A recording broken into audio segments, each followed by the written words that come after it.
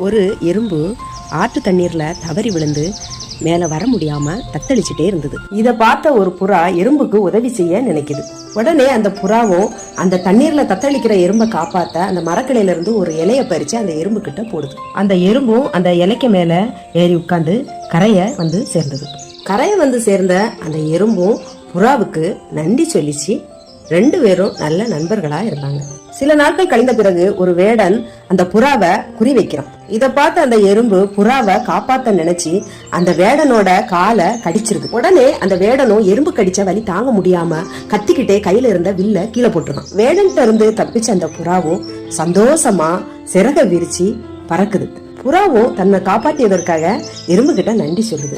அன்னையில இருந்து அந்த புறாவும் எறும்பும் ஒருத்தருக்கு ஒருத்தர் உதவி செய்து நல்ல நண்பர்களா இருந்துட்டு வராங்க. நண்பர்களே, இந்த புறாவும் எறும்பும் நம்மளுக்கு சொல்ல வர கருத்து என்னன்னா, நாம் செய்யும் நல்லது எப்போதும் நம்மை காப்பாற்றும். சரியா நண்பர்களே? இந்த புறா எறும்போட கதை உங்களுக்கு பிடிச்சிருந்தனா சப்ஸ்கிரைபர் பண்ணுங்க, கமெண்ட்ஸ் பண்ணுங்க, லைக் பண்ணுங்க. தேங்க்யூ.